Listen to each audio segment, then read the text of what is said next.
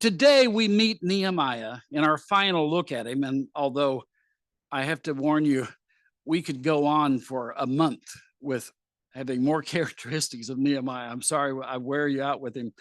But today we see him as an overcomer who perseveres in the face of persistent opposition.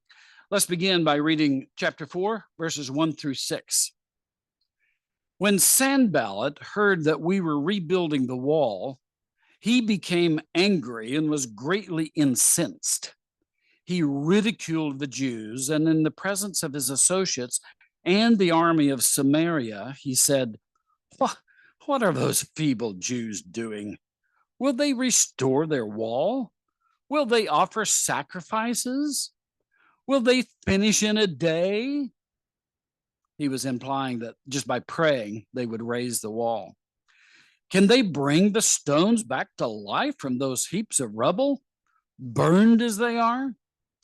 Tobiah, the Ammonite, who was at his side, said, "What they are building, even a fox climbing up on it would break down their wall of stones. Hear us, O God, for we are despised. Turn their insults back on their own heads. Give them over as plunder in a land of captivity.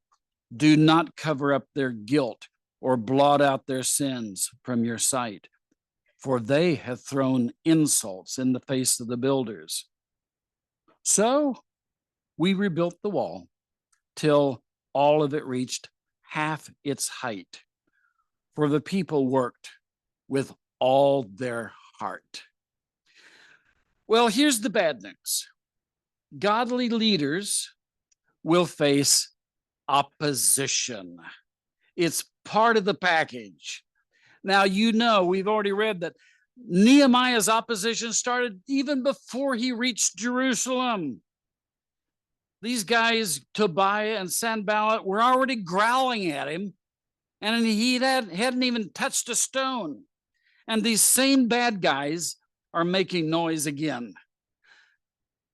You experienced leaders know that there are some people you can depend on to oppose whatever you do. So you're going to face opposition. Now, James Montgomery Boyce, in one of my favorite commentaries on Nehemiah, says he lists several reasons why people oppose success. One is just success. Success worries a lot of people.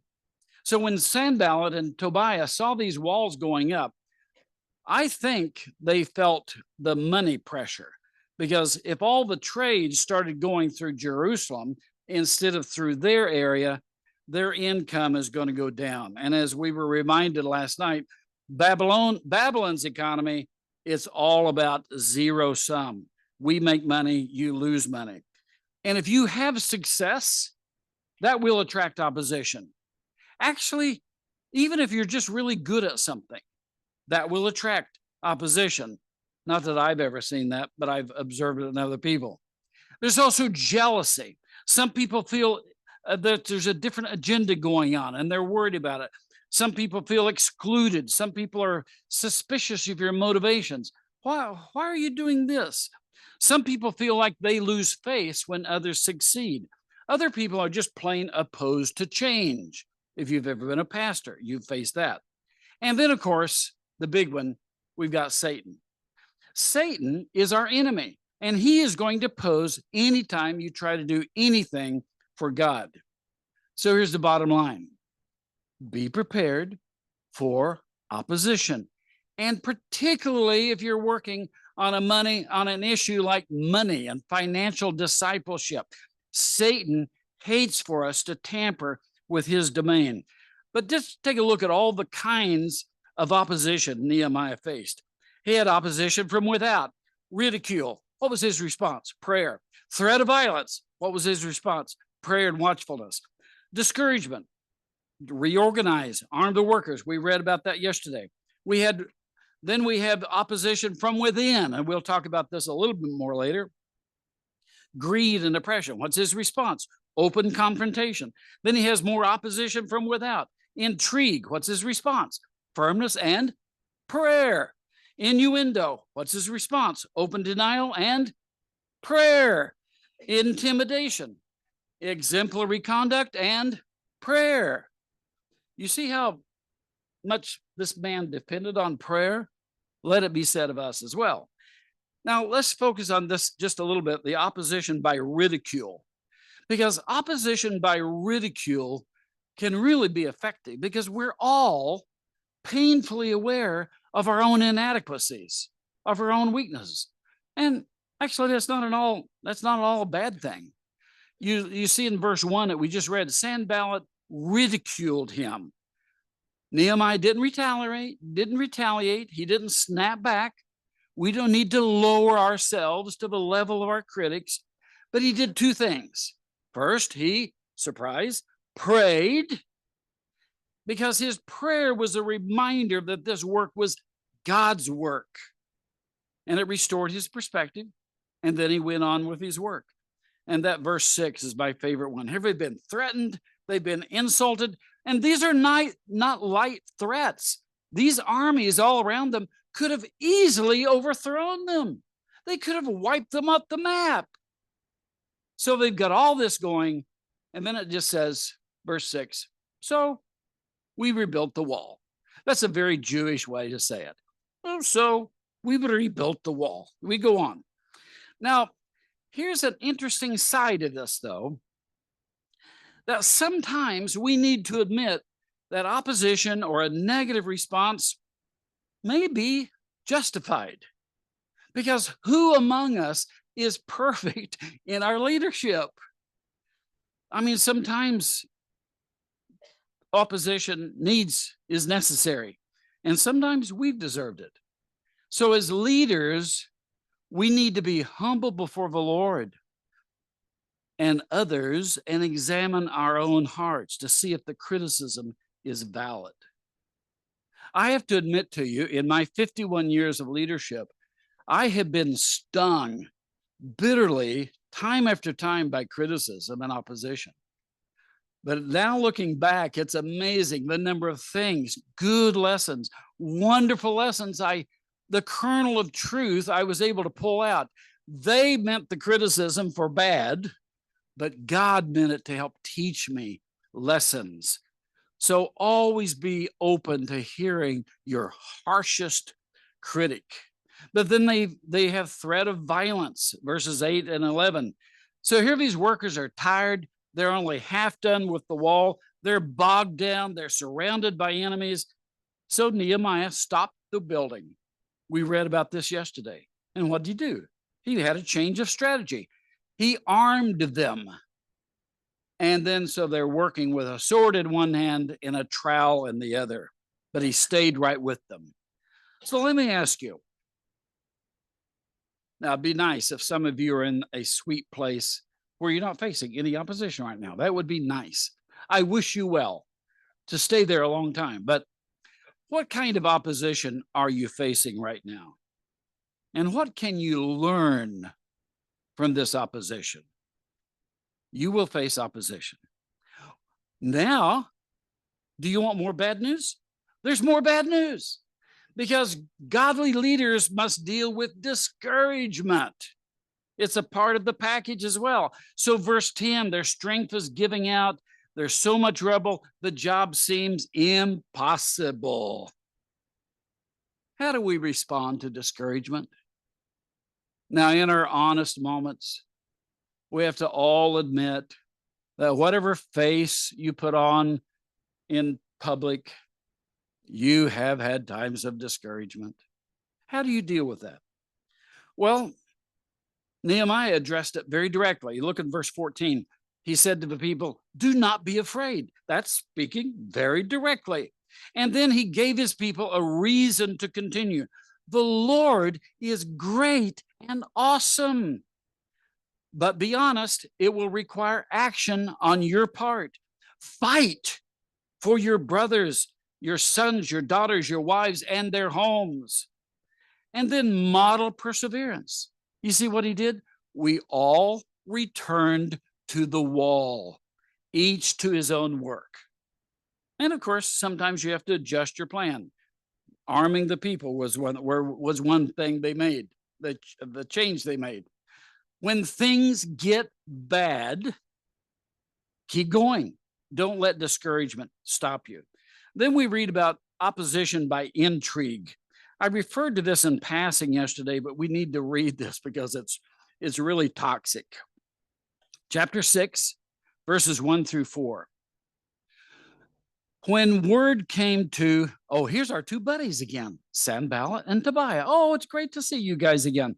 Geshem, the Arab, and the rest of our enemies, that I had rebuilt the wall and that not a gap was left in it, though up to that time I had not set the doors in the gates. Sanballat and Geshem sent me this message. Come, let us meet together in one of the villages on the plain of Oh No. There's your answer right there. Oh no. But they were scheming to harm me. So I sent messengers to them with this reply. I love these words. I am carrying on a great project and cannot go down. Why should the work stop while I leave it and go down to you? 4 times they sent me the same message, and each time I gave them the same answer. So now the opposition gets more subtle because what they're saying sounds plausible. It's almost like a concession speech. It's almost like they're saying, okay, Nehemiah, you won. We lost. But can't we all just get along? Let's just talk. Let's be friends, okay? Well, what's wrong with this? Isn't dialogue good? Can't we just forgive and forget and move on? Well, the problem is the job is not done. The walls aren't completed, almost, but not quite. And that's why Nehemiah uttered these great words. I am carrying on a great project and cannot stop. Don't you just want to say that to people that just keep obstructing your work? I cannot stop the work for you. So what, on a scale of 1 to 10, how discouraged are you today? I hope you're not very discouraged after this great time we've had together, but let's say before you arrived. Or on a scale of 1 to 10, how discouraged are your people? And what are some healthy ways to respond to that discouragement? But here's what we do when we face opposition and discouragement. We face problems directly. Now, this is a bad one. It turns out that in the middle of this wonderful divine work of rebuilding the wall, there was financial abuse and corruption. Now, you knew I would get to the financial part. After all, here we are, Compass Europe. But there was corruption going on in the middle by the very Jews that Nehemiah is working elbow to elbow with day after day. Behind the scenes, they're cheating each other. Can you believe this? It's amazing. But haven't you had days like that? You're dealing with problems and raising money and people outside your organization opposing you. And right when you think it can't get any worse, everything blows up within your own organization. You have some staff member or some church member just go off. It goes postal, as we say in the US. It goes crazy. Now, the reality is that in every church, in every denomination, in every business, in every organization, we are in a broken, fallen world. There is brokenness all around us. And there are times when we look in the mirror and we see a bunch of brokenness right there. But Nehemiah and his people have been in this crisis mode. They're finishing the protection of their city. And in the middle of it, there's sin and intrigue going on among the very people that Nehemiah has risked everything for. Can you believe it? It's like crime in wartime. Crime actually surges in some areas, like in England along the coast. Crime surged when they were under threat during World War II. It's one thing to face external enemies. It's a whole nother thing to face problems within your own camp. But here's what happened. Nehemiah simply listened to the complaints. Verse 6 of chapter 5, when I heard their outcry, take time to listen. When your people are trying to tell you something, when your team's trying to say something, be willing to listen. Many leaders don't listen unless it impacts them personally. They want to shove it off. They shut their ears. Oh, that's bad news. That's divisive. That's frivolous. Now, you can be sure Nehemiah was very busy solving problems all day and half the night. So he could have been wimpish and said, please, please, don't bother me with your personal problems. You can't get along with your neighbor. You're saying they cheated you. I'm doing God's work here. Let's just focus, people. Get with it. He could have done that. Or he could have done a fake Joel Osteen type positive thinking and said, I don't want to hear any negative talk around here. This is God's work, and we're all going to be positive around here. No negativity in God's work. He could have done that. But no, he listened. He listened. And what he heard was awful. It was bad. I'm amazed as I work with various ministries, how many staffs tell me our leader is a big time people person when it comes to major donors or major corporate partners, but they don't have time to listen to us. Never neglect listening to your own team, your own people. Failure to listen to your own people is a guarantee that you will have more problems. And then Nehemiah responded appropriately. Again, he could have shrugged it off. He could have said, now, anything that does not directly affect rebuilding this wall, we have no time for because it's unimportant. It's not on our screen. We'll deal with it later. No, he didn't do that. He could have pushed it back and said, work it out among yourselves. Now, I'm a conflict avoidance person. I hate conflict, and I do everything I can to avoid conflict. Thank you. Now, you can ask me how well that works out for me. Not at all. It doesn't work. But that's my typical style. So I could have understood if Nehemiah would have wanted to avoid the conflict. That would make a lot of sense to me, especially in the midst of this huge project. But he didn't, because he listened well enough and he understood what was happening. He was angry. He was livid. So what did he do? He addressed the problem directly. He called a public meeting. Let's get it out. Get it out. You remember the rule? Communicate, communicate, communicate.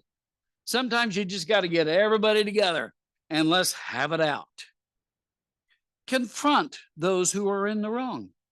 He said in verse 9, what you are doing is not right. Now, as leaders, we must be willing to confront problems directly within our own organization. This includes donors, board members, elders. We must be willing to say, as Nehemiah said, what you are doing is not wrong, is wrong. You should not be doing this. Oh, that can be tough. Recently, I had a meeting with one of my donors, a friend of mine, guy in his late 50s. His wife had divorced him, and he's been a donor friend for 25 years. And he casually mentioned that he was living with his girlfriend. Now, this guy had been an elder in a conservative church. I was stunned. I was stunned. Now, I had a choice at that moment. I'm there needing to request ongoing donations. So I had a choice. I could have acted like I didn't understand what he said, that they were just hanging out together. I could have acted dumb. I'm actually pretty good at that because it just comes natural, you know? It's very easy. I had a choice, but my heart was stung. I can't say I was angry. I was hurt that my brother would be sinning against God like this. And so I addressed it. I addressed it very directly. My dear brother, you cannot do this. You know this is in violation of everything the word says. We are called to be godly and holy. We can't do this. Confront the problem directly. So what problems are there in your organization? Hopefully not that order, but maybe that you need to confront directly. And are there any problems you are refusing to face right now? Well, next, I love this point. Godly leaders finish what they start. Chapter 6, verse 15. So the wall was completed on the 25th of Elul in 52 days. Now, I want you to get how amazing this is. Think back over the dates we talked about 2 days ago. Nehemiah got the report from Jerusalem in the winter of 444 BC. He got permission from his boss in about April of 443 BC. He arrived in Jerusalem on August 1, 443, and they finished the wall September 21. That was only 9 months after he got the initial report, only 2 months after he had landed in Jerusalem. Now that's incredible. And verse 16, when the enemies realized they had completed the wall, they realized they had done it with the help of our God. Do you see how this success brought glory to God? It was an amazing feat. And amazingly, some of the part of the wall that Nehemiah rebuilt is still visible in the walls of Jerusalem today. You want to talk about legacy? That's legacy. Do you think it was worth Nehemiah risking it all for part of the wall that we can still see these many 2,400 years later? Let me ask you this. What tasks have you started that you need to finish? Well, we also see, and here it comes, godly leaders model generosity and fiscal responsibility. You knew I would get to this, didn't you? After all, we are Compass Europe. We're the financial discipleship people. Of course, we're going to talk about this. Fiscal responsibility. First of all, think about right from his first conversation with the king, Artaxerxes, that Nehemiah knew what he needed. He was asking for materials in that very first conversation. That's fiscal responsibility, knowing what you need, getting what you need, taking care of what you need, and then not spending what you don't have. So right from the start, he was fiscally responsible. Good leaders, though, are not only fiscally responsible, they are generous as well. In Nehemiah 7:70, we learned that on top of paying many of the expenses himself, he also made this huge donation, 1,000 derricks of gold. That would be, well, I haven't tracked the price of gold this morning, but it'd be worth around $350,000. Not a bad donation. Here's the principle. Good leaders demonstrate their love for God and their commitment to an organization by supporting the organizations they work with. Now, all of you and all of us who have been in business, we know that we must invest personally in our business to make it. That's a common sense principle. But sadly, many pastors, many ministry leaders, many board members have never accepted this common sense principle. Let me ask you, do you believe enough in the church or ministry you work with to support it generously yourself? I personally never give a dime to an organization who has board members who do not personally support the ministry themselves. Why would they have the right to make decisions about an organization? They don't even support themselves financially, personally. It doesn't make any sense. We need to be personally vested in every ministry that we serve with. So let me ask you to ponder this. How much money do you need for your organization this year? That's fiscal responsibility. And what's your plan for getting this money? And are you supporting the organizations that you're a part of? Go through the organizations you serve on the board of. You need to be supporting them generously each year. Well, next we see godly leaders prepare their organization for the future.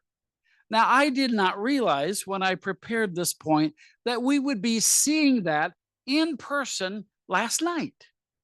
But look at chapter 7, verses 1 and 2. After the wall had been rebuilt, and I had set the doors in place, the gatekeepers, the musicians, and the Levites were appointed. I put in charge of Jerusalem my brother Hanani, along with Hananiah, the commander of a citadel, because he was a man of integrity and feared God more than most people do. Now, Nehemiah realized he wouldn't be around forever. Now, at 73, I'm well aware of that, okay? But all of you, we're all terminal. You know, we have an expiration date.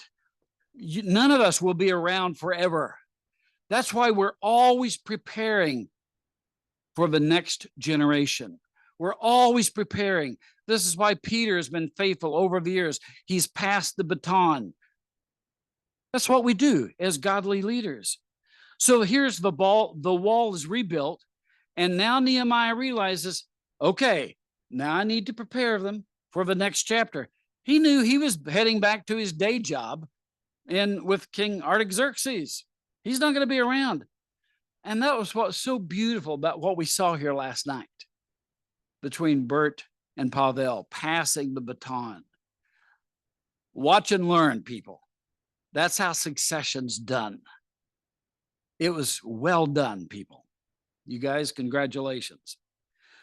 So what policies do you need to put in place to prepare your organization for the future?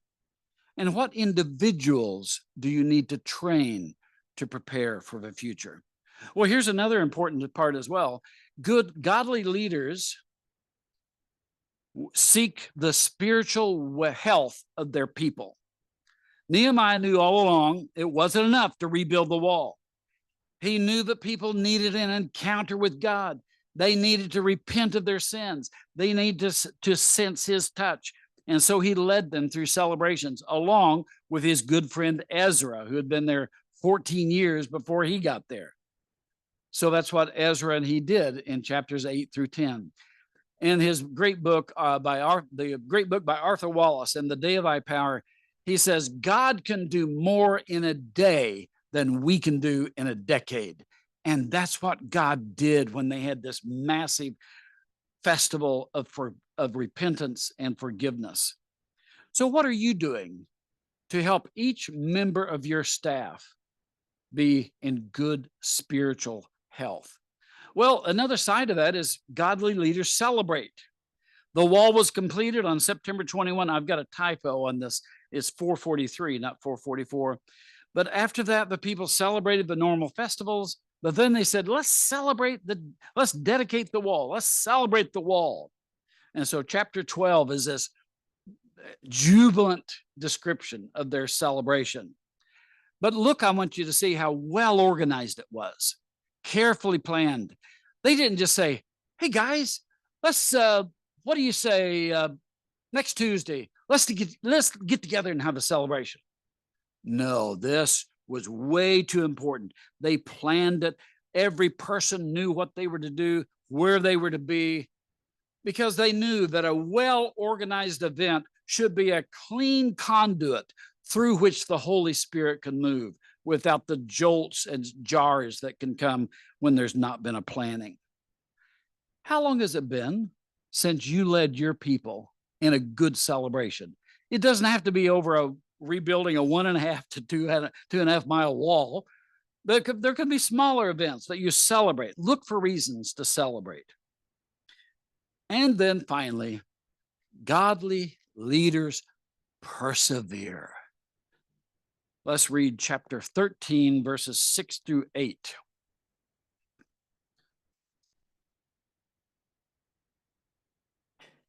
On that day, the book of Moses was read aloud in the hearing of the people, and there it was found written that no Ammonite, verse 6 started or too early.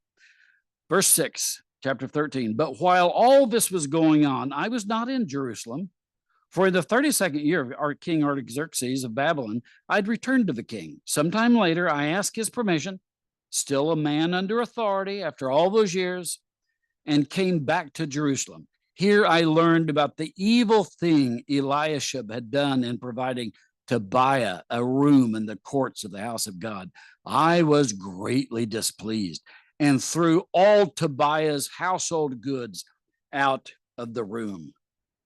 Now, fairy tales usually end with the words, and they all live happily ever after.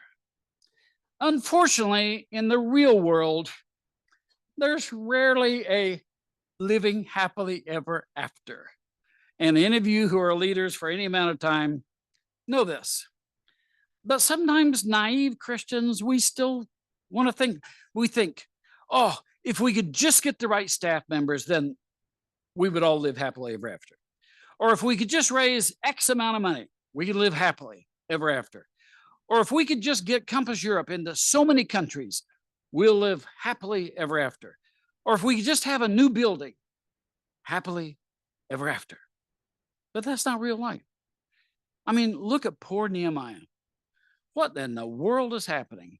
So he had 2 separate terms as governor. First term, about 12 years, and then, or 11 years.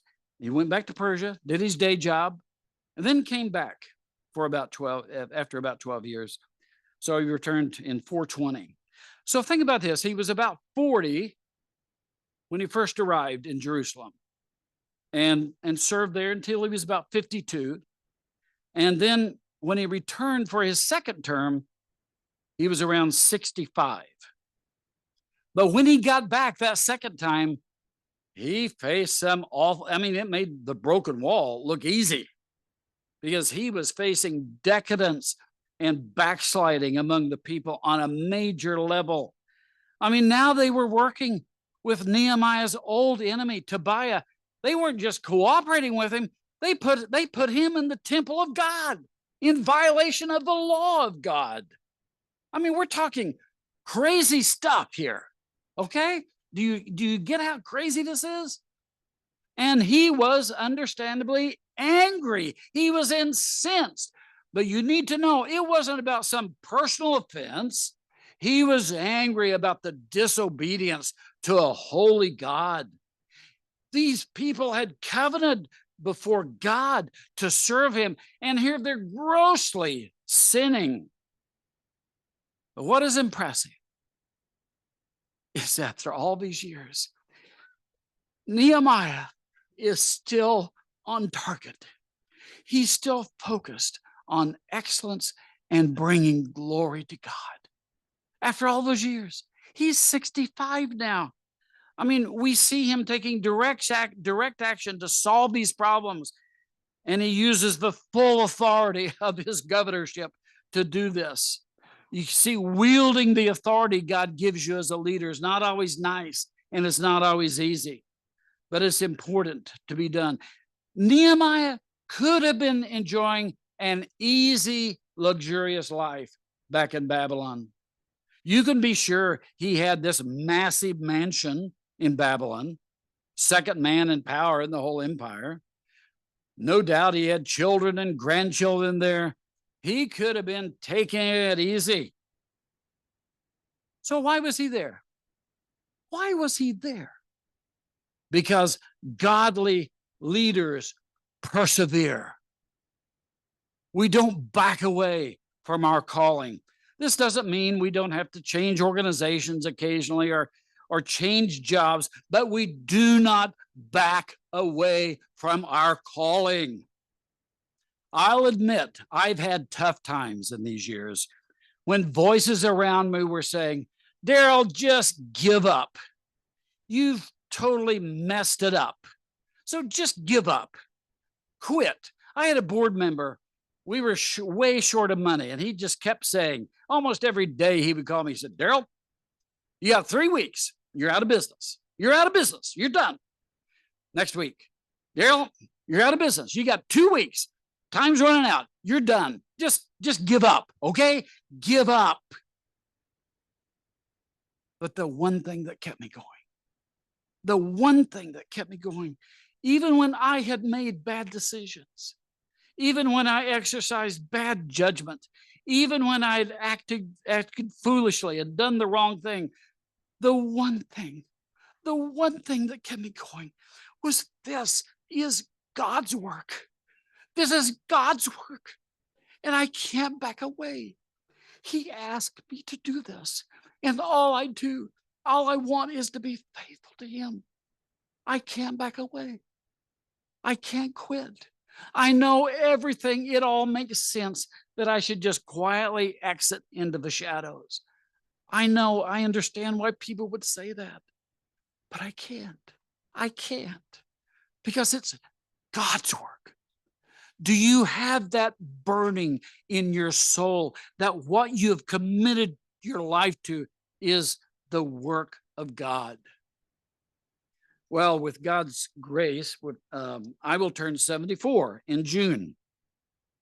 And my custom is every birthday, I ask God for another 20 more years. 20 more years, please, because the calling is stronger than ever and the needs are greater than ever. Now, at my age, as my brothers here can testify, every day is a gift from God, and I may not make it out of his room, but I ask God. Thank you. A few months ago, when Terry and I were having our devotions together, we read these words that ignited both our hearts, and we made these verses our prayer for 2025, Psalm 92, 14 and 15. They shall still bear fruit in old age. They shall be fresh and flourishing, to declare that the Lord is upright. He is my rock, and there is no unrighteousness in him. So, younger brothers and sisters, do not aim for retirement. Aim for significance, serving through all of your days. Yes, of course, physical condition and health will affect your pace. I've had to slow down, I guess, a little bit, but you never give up. You never give up. There's no expiration date on calling. So in what area is God asking you to persevere? Well, do you want to be a godly leader who gets things done? Then here's a place to start. Be prepared to face opposition. It'll be there. Be prepared to face disappointment. Face problems directly. Finish what you start. Model generosity and fiscal responsibility. Prepare for the future. Seek the health of your people. Take time to celebrate, and don't give up and persevere. Well, I'm over my time, but in the middle of the night, about 4 o'clock this morning, I started thinking about William Carey, one of my great heroes, the great missionary who, in spite of many obstacles and much opposition, forever changed the nation of India for good and for Christ. The thing about him, he was a total failure in life. William Carey couldn't even make it as a cobbler. He started a school, but he was such a bad teacher, had to give that up. He preached so poorly, he couldn't get ordained as a preacher. He was a failure by all accounts. He was in debt. He hadn't even heard about Compass Europe. He didn't manage his family responsibilities well. He was a mess. But he preached this sermon that we're still talking about today.